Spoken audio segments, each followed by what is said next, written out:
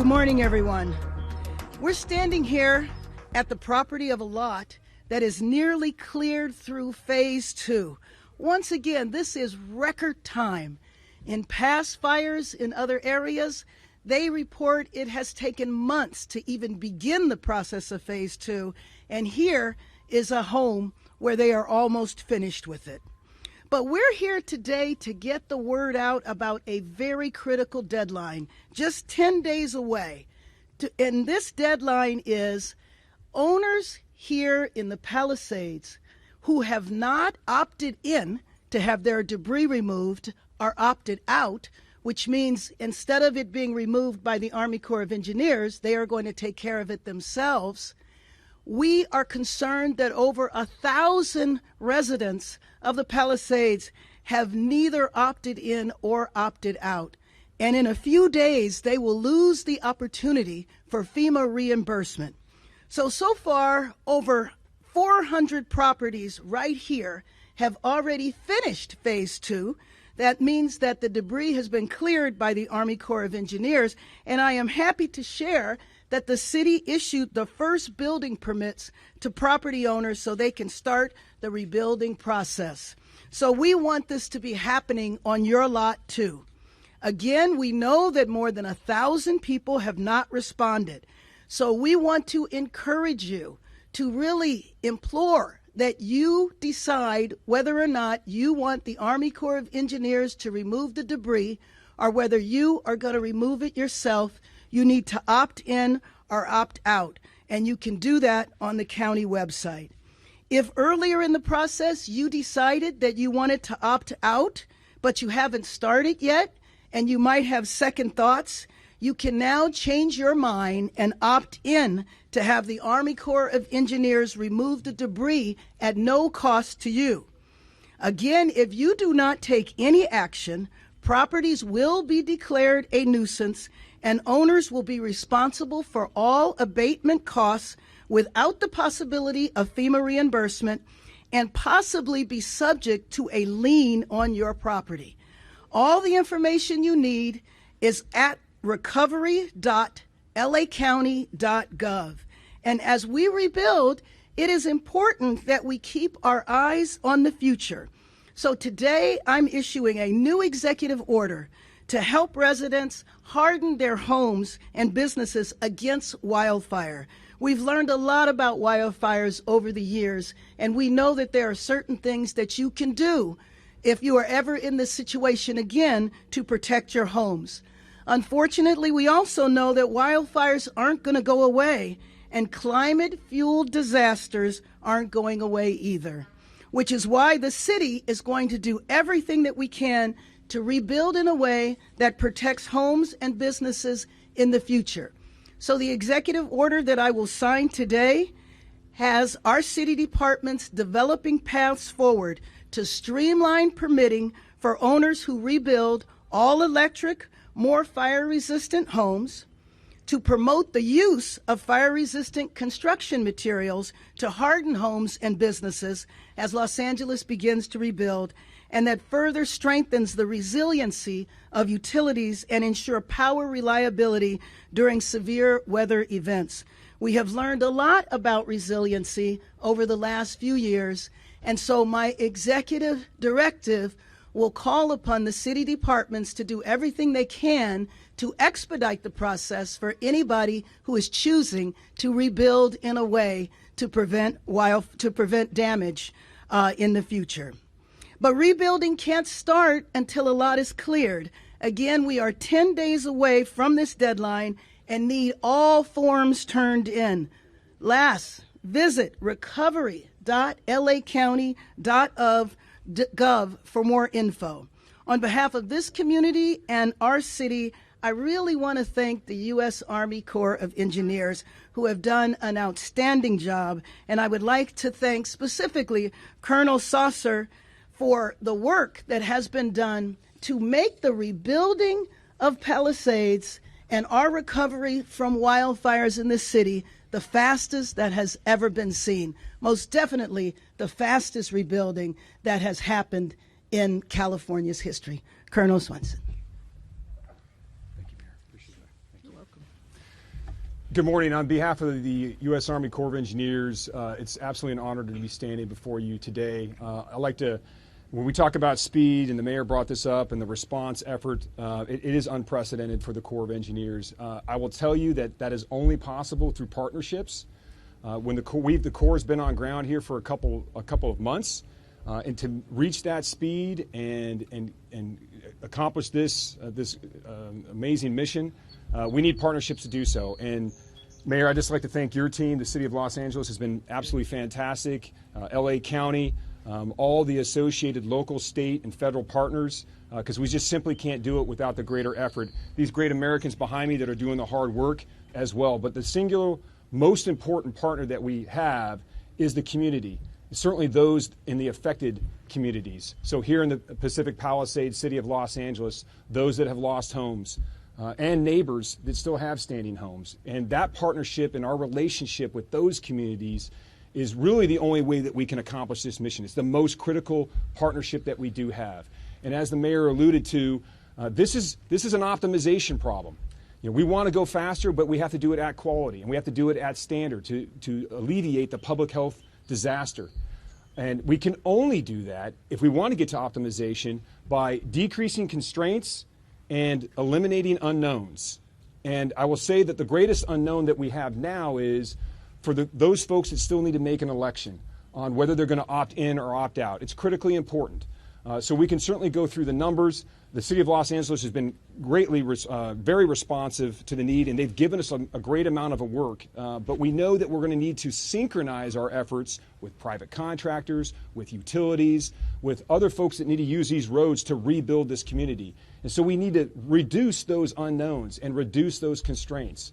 Number one being of which, finding out how many folks are going to opt in and opt out. It's critically important for us in order to accomplish our mission. Mayor, I just again like to thank you very much. Sure. Happy to answer any questions about the work going on here in the City of Los Angeles. Before I open it up for questions, let me just give you another example. The Department of Water and Power had water and electricity up and running in the Palisades within a couple of months. When the survivors here have met with survivors from other wildfires, they learned that what happened here took months, and in some fires even as long as a year, to do what we've been able to do here in a couple of months. So with that, open it up for questions. Yes?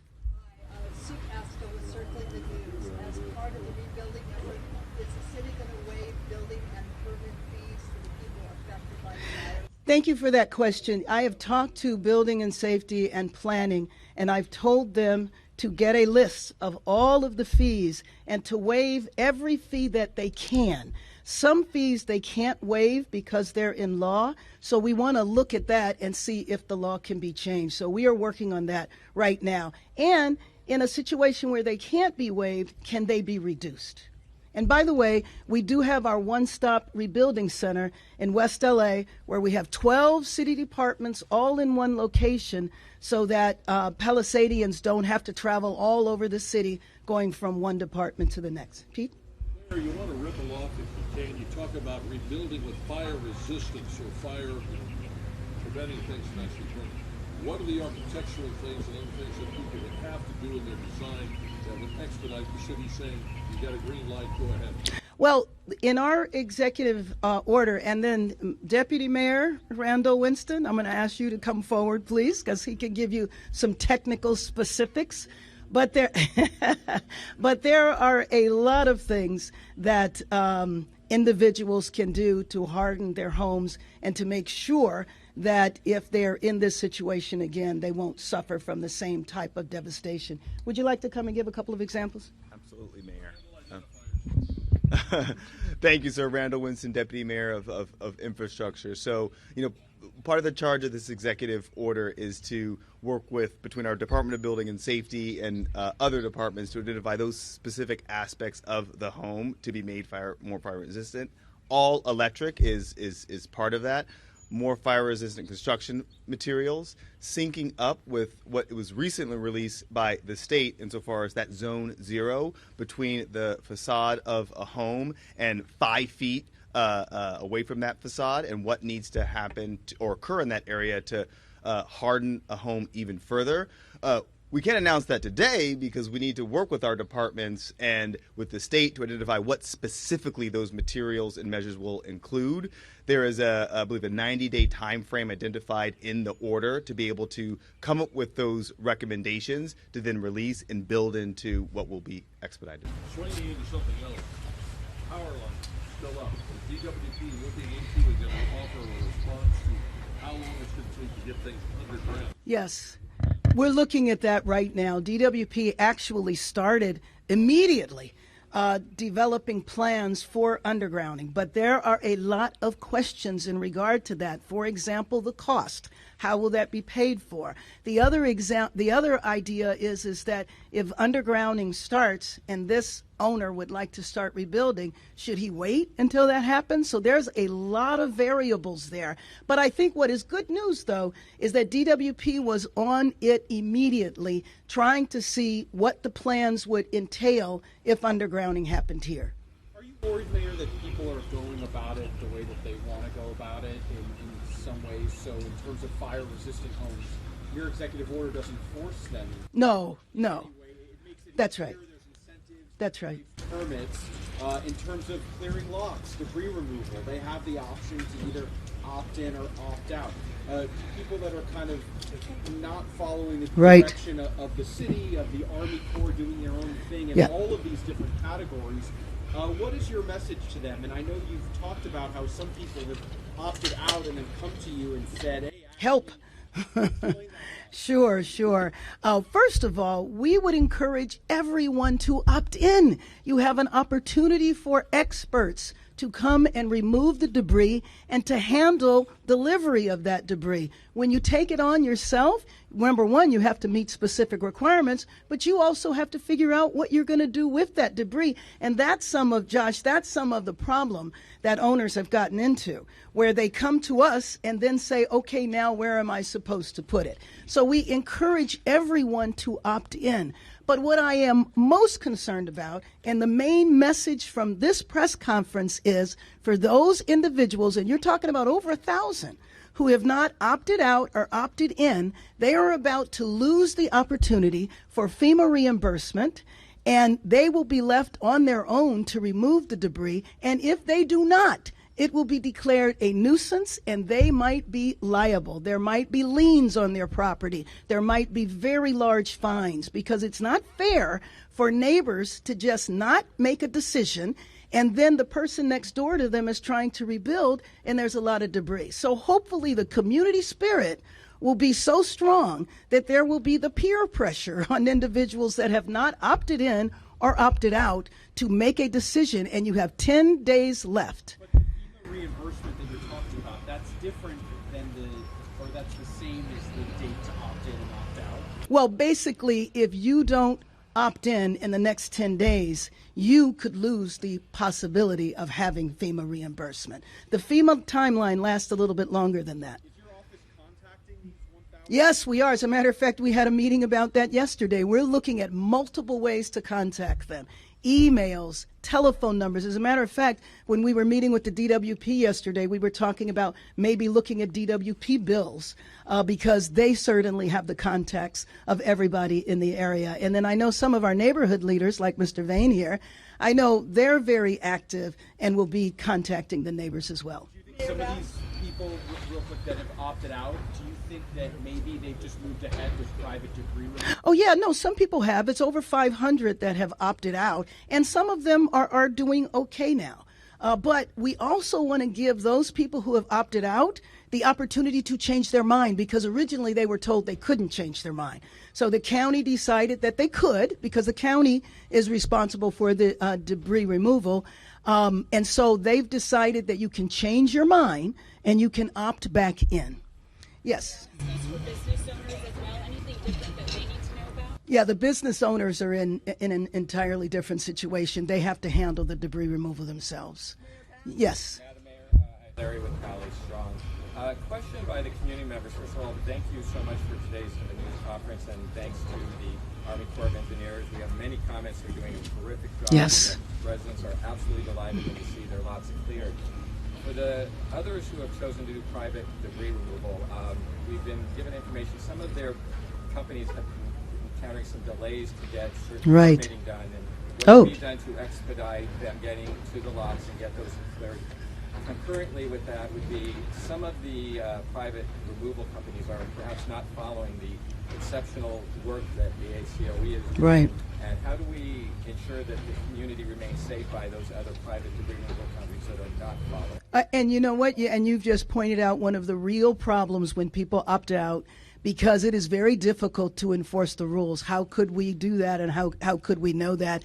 And then in terms of the permitting, I will look into that to see about that. But that's exactly what I mean. When you opt out, you know, obviously you're on your own, but you do have to follow the rules in terms of making sure that the people that are doing the debris removal are actually qualified to do that. Yes.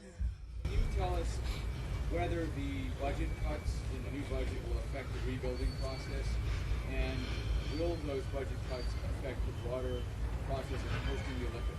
Oh, no, they will not affect the Olympics in 3 years. And two, I do not believe that they will affect the rebuilding either, because remember, we are fortunate that the administration is continuing the 100% reimbursement from FEMA. And so the money that is spent will be reimbursed. It's not as though it will not be. Yes. So Adam Rose with the Press Club says that there is a concerning amount of secrecy regarding documents and the Palisades fire. He points to one. Bloomberg apparently asked for the pre-fire plans and evacuation planning, and was told by the LAFD that they couldn't be released because of an ongoing investigation. And they say there are dozens of rejections like this. So what is the city doing? Because it could also open up the city to lawsuits. Right. Well, you know, I will tell you that we do have new leadership at LAFD, and I think some of those requests came in before, so I'll have to look at it specifically. Yes. I'll call in. I just wanted to make sure it was nobody else. I'm actually a Palisades resident. Okay. Too. And prior to the fire, there was no police presence in the Pacific Palisades. So many people got Ring cameras. And people have reported that they have now watched their homes burn on Ring cameras, watched their neighbors' homes burned on Ring cameras, but there was no one on the street to fight the fires. So the question is, now everyone is upside down with insurance. Mm-hmm. They don't have enough money. A lot of people don't have money to rebuild. They're walking away. Could the city take some of the homeless tax that's on the sales tax and turn it around and give it to these residents who are hurting? I'm not sure when you're talking about the homeless tax. I think you're talking about Measure A, which is a county tax. And, you know, when you have ballot initiatives like that, those ballot initiatives are pretty prescriptive. And so it's something I could look into, but off the top of my head, I don't believe that money could just be moved from one issue to another one. Yes, Josh. Josh? Yeah, there's been some confusion about what the Army Corps will and won't do. Mm-hmm. Can you just get some Sure. clarity on that in terms of the foundation, the concrete slabs that remain on some of the properties? Because I know that there's been some private debris companies that are going around saying, well, the Army Corps isn't going to clear your whole lot. They're not going to do the full job. We will do the full job. Is that accurate? Lay that out. Okay, so specific to the foundations and some of the concrete work that you're going to see on properties. So anything within the ash footprint that is concrete is eligible to be taken out under the authorities that have been granted to us by FEMA. And that would include the footers, and in cases here in the Palisades, those go pretty deep. So it's a lot of concrete that we do take out.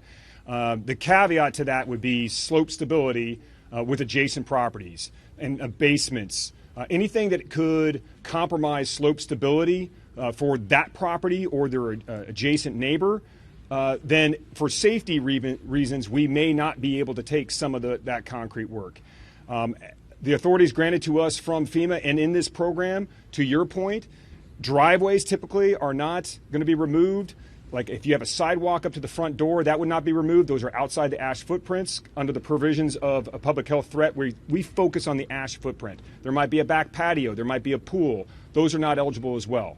So to be clear, it is those the structure that is within the ash footprint, typically the foundation, minus if there's safety concerns. And final question to KTLA, since they came late and haven't asked a question. Mayor, I have a question. So you're a homeowner out here, if you're a homeowner out in Palisades here, what happens, what choices do you have if you choose not to opt in and have the Army Corps of Engineers do the debris removal? If you choose not to, then, and you haven't either opted in or opted out, and you leave the debris situated there, we are going to have to declare it a nuisance, and we will have to hold you responsible, up to and including a lien on your property. You cannot just leave debris like this. And you can imagine, as neighborhoods like this neighborhood, where I know everybody knows everyone, if someone on this block, one or two people, decide they're just going to leave it like it is, you can imagine the problem that that's going to have for the other neighbors, and it's not fair to do that. You can choose to opt out, but you need to physically do that by filling out the form on the county website. If you opt out, then you are personally taking responsibility to hire your own debris removal firm and to have it removed yourself. But you do have to meet certain requirements. Not just anybody could come here and remove this type of debris. Thank you very much. Mayor, you had said that you're working on getting us your deleted messages. What is Yes. the status on that? The status on that is that should be released in the next few days. And I just want to ask, I know the Olympics was brought up. Mm-hmm. Can you just assure the people in the Palisades were reporting on this budget crisis, the budget shortfall?